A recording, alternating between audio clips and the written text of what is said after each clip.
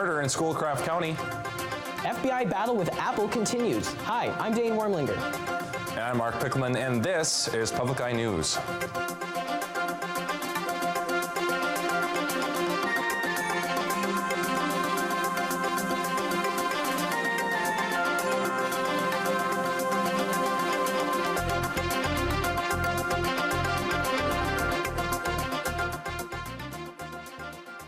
Kenneth Brunk, who was originally charged with 3 accounts of open murder, had his charges reduced this morning to a minimum of 3 years and 4 months and a maximum of 5 years.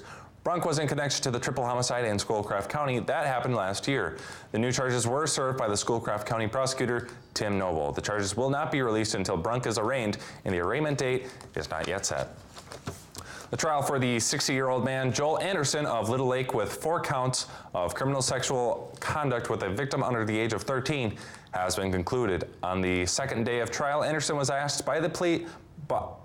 if he pleaded guilty, and Anderson replied that he was. The trials took place in the Marquette County Circuit Court with Judge Mazzucci. Under Michigan law, assault with the intent to commit sexual penetration is a 10-year felony. Anderson will be sentenced in Marquette County Circuit Court on April 8th. And James Walter Jr., a 58-year-old Hancock man, was charged with attempted murder after he shot a 56-year-old man in the shoulder with a compound bow and arrow on Saturday. Walter faces up to life in prison if found guilty. His bond was set at $500,000 cash after the prosecutor said she believed he would be a danger to the community. Walters has served prior prison time for assault with a dangerous weapon. A preliminary hearing is scheduled for March 2nd.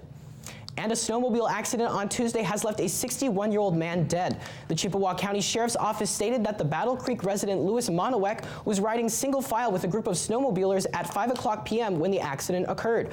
The group was traveling up a hill on Plantation Road near Bay Mills when they met a pickup truck. Monowek swerved to avoid the pickup and collided with a snowbank. The impact ejected him from his snowmobile to the road where he was run over by the pickup truck. The Chippewa County Sheriff's Office would like to remind all snowmobilers to use caution while operating their snowmobiles.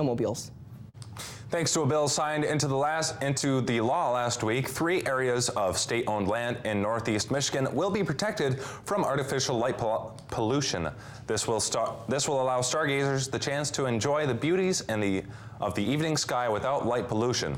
The parks that are now designated as dark sky preserves are Rockport State Recreation Area, Negwegen State Park, and Thompsons Harbor State Park, all of them being along the Lake Huron shoreline.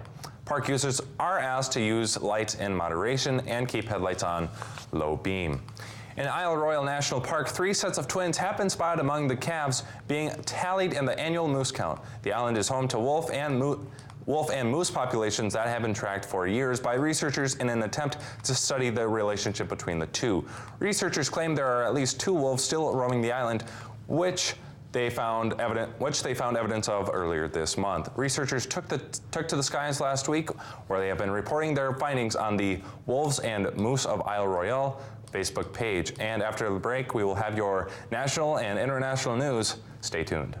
Beneath Tennessee's Cumberland Mountains lies one of the world's most magical musical adventures, Bluegrass Underground. The very best in Americana, roots rock, neo-folk, jam band, and bluegrass. It's music from Old Crow Medicine Show, Lucinda Williams, Vince Steele, Leanne Womack, Johnny Swim, Jason Isbell, Andrew Bird, Sarah Jarosz, Davina and the Vagabonds, Widespread Panic, and Doyle Lawson. Bluegrass Underground.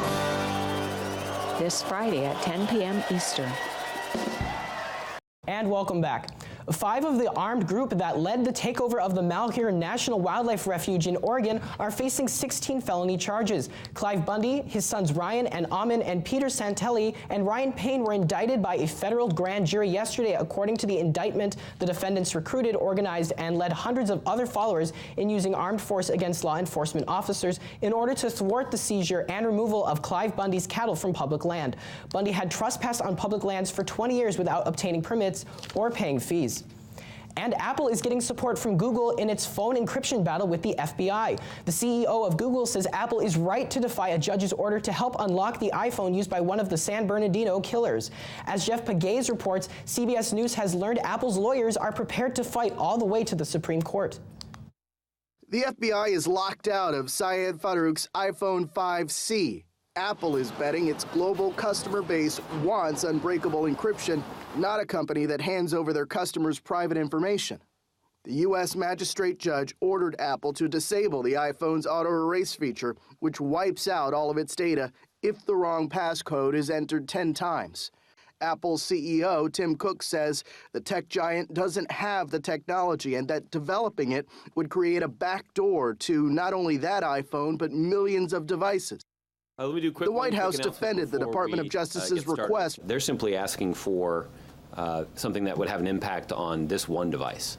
As the war on terror and the right to privacy collide, CNET's Dan Ackerman says Apple and the FBI both have compelling yet competing interests. Apple is saying, even if you promise you're only going to use it once, it's going to get used again and again. Google CEO Sundar Pichai posted a series of tweets Wednesday siding with Apple, saying, "We give law enforcement access to data based on valid legal orders, but that's wholly different than requiring companies to enable hacking of customer devices and data." Publicly, Apple says it doesn't have the technology to do what the FBI wants, but a top industry official tells CBS News that Apple could theoretically write the software to comply with the ruling. Jeff Pegues, CBS News, Washington. An investigation that began after a $4.5 million mansion was engulfed in flames led to a grand jury indictment Wednesday. 3 Washington, D.C. residents and their housekeeper were killed in the fire. Darren Dellen Dennis Wint, age 35, faces 20 felony charges, including first-degree murder while armed, burglary, kidnapping, extortion, arson, and theft. Wint is also accused with setting fire to the household. While authorities have not ruled out others being involved, Wint is the only suspect they have identified in the killings. The South Carolina primary is now just 2 days away, and the Republican presidential candidates are hoping to sway voters away from frontrunner Donald Trump. Trump is ahead in the polls, but dealing with some criticism from a source that could impact his standings with religious voters. CBS's Craig Boswell explains from Mount Pleasant, South Carolina. Pope Francis is sounding off on Donald Trump. While flying back to the Vatican from his visit to Mexico, the Pope responded to a question about Trump's pledge to build a wall on the U.S.-Mexican border. A person who thinks only about building walls and not of building bridges, he said, is not Christian. Trump responded during a noon rally. For a religious leader to question a person's faith is disgraceful. If and when the Vatican is attacked by ISIS, which, as everyone knows, is ISIS's ultimate trophy, I can promise you that the Pope would have only wished and prayed that Donald Trump would have been president. A new CBS News national poll shows Donald Trump with a 2-to-1 advantage over Ted Cruz. Governor Nikki Haley appeared at a town hall event with Marco Rubio after endorsing him for president Wednesday.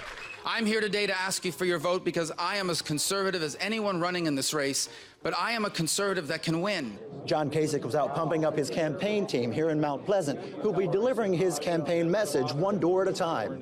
It's really cool to see the sun starting to come up and the recognition starting to register, which we have not seen in the South Carolina's polls are set to open in less than 48 hours. Craig Boswell, CBS News, Mount Pleasant, South Carolina.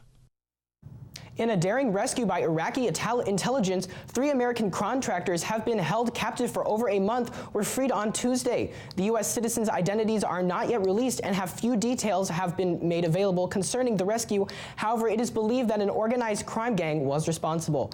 A U.S. State Department official thanked the Iraqi government security forces and the Minister of Defense and Intelligence community. And stay tuned because after the break, we'll be back with your weather and sports.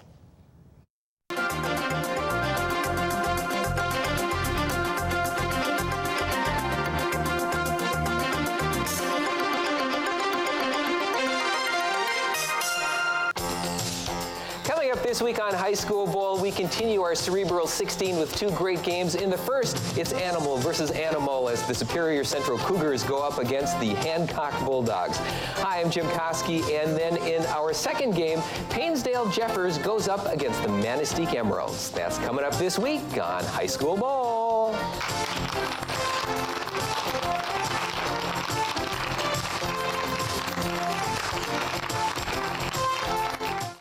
Welcome back to Public Eye News. I am John Krieger here with your weather report. Taking a look around our academic mall, we are experiencing a nice break from all the wind and snow, and that's only going to carry over throughout the whole weekend. Currently, It is mostly cloudy with a temperature of 33 degrees and winds blowing south-southwest at 21 miles per hour and the barometric pressure at 30.19 inches and falling. Tonight, we will see a mix of rain and snow with a low of 28 degrees and winds blowing south at 22 miles per hour. Tomorrow, it will be raining with a high of 38 degrees and winds blowing south at 18 miles per hour. Taking a look across the UP, in Sault Ste. Marie, it is 27 degrees and sunny. In Manistee, it is 30 degrees and partly cloudy. In Escanaba, it is 31 degrees and cloudy, and down in Menominee, it is 33 degrees and mostly cloudy. Over in Iron Mountain, it is 31 degrees and mostly cloudy. Over in Ironwood, it's 34 degrees and cloudy. Up in Houghton, it's 35 degrees and mostly cloudy. And back home in Marquette, it's 33 degrees and mostly cloudy. Looking ahead, on Saturday, we will have a high of 40 degrees with a low of 28 degrees and partly cloudy skies. On Sunday, we will have a high of 30 degrees, a low of 17 degrees with some snow skies. And on Monday, we will have a high of 28 degrees, a low of 18 degrees, and partly cloudy skies. So I'm really looking forward to the weekend. We're going to be experiencing some really nice weather, but I heard that the Carolina Panthers experienced a loss that's going to put a damper on their weekend. That's right, John. A lofty veteran from our generation is dropped out of the league. Like a lot of them are like flies these days, so let me tell you about it. All right. Jared Allen of the Carolina Panthers announced his retirement from the NFL today, but instead of in a meeting, it was during a video. The defensive end and current active Sacks leader posted a video of himself wearing a black cowboy hat, a heavy coat, and riding a horse off into a sunset that didn't exist. Allen played in Super Bowl 50 against the Denver Broncos with a broken right foot, suffered in a divisional playoff win against Seattle. Allen released the following statement through his agent, Ken Harris. "It's been a great ride for me. I would like to thank the organizations who provided me with an opportunity to live out my dream. Thanks for the lifelong memories." A federal judge rejected a plea deal in the rape case against former NFL star Darren Sharper, saying the 9-year sentence doesn't reflect the seriousness of the alleged assaults of 16 women. U.S. District Court Jane Malazzo told Sharper that the court cannot accept this plea agreement. Sharper's federal plea deal called for a 108-month prison sentence if he were to comply with a list of strict requirements. The indictment charged Sharper with a disturbing Xanax, Valium, and Ambien with the intent of rape. Malazzo noted a pre-sentence report compiled by federal authorities calling for a sentence between 15 and 20 years. The Detroit Tigers are looking to make a statement after their four-year streak of American League Central titles ended with the last place showing in 2015. So the Tigers did the only thing they could do to bring themselves back to the top, spending tens of millions of dollars on two of the top free agents on the market. Jordan Zimmerman and Justin Upton will be joining the roster this year. Zimmerman signed a $110 million 5-year contract, and Upton signed a $132 million 6-year contract. General Manager Al Avila said, "Right now we feel that from a defensive, pitching, and hitting perspective, we're pretty well-rounded." So, Dane, I hear that there's this lady that was really is in some need for speed, kind of like the Tigers are with their roster. Yeah, this granny's pretty amazing. Let me tell you about this. An 81-year-old woman from Pennsylvania gave two thieves quite a surprise on Tuesday. The woman was sitting in her car when she was approached by a couple who stole her purse and fled the scene in a car, but they didn't have an easy escape. The elderly women chased them and hit their car before they got away. Local police were able to track down the couple as a result of the noticeable damage done to their car.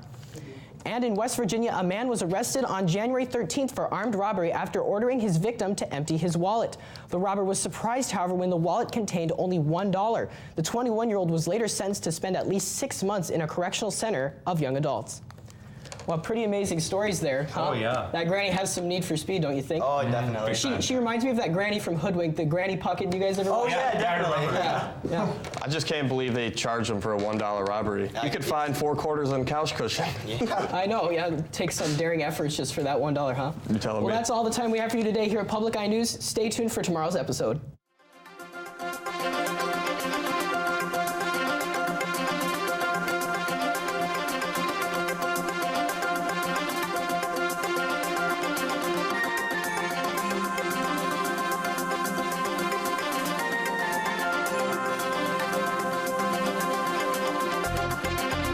The preceding program was produced in studios located in the Edgar L. Hardin Learning Resources Center by WNMU-TV, Northern Michigan University Public Television.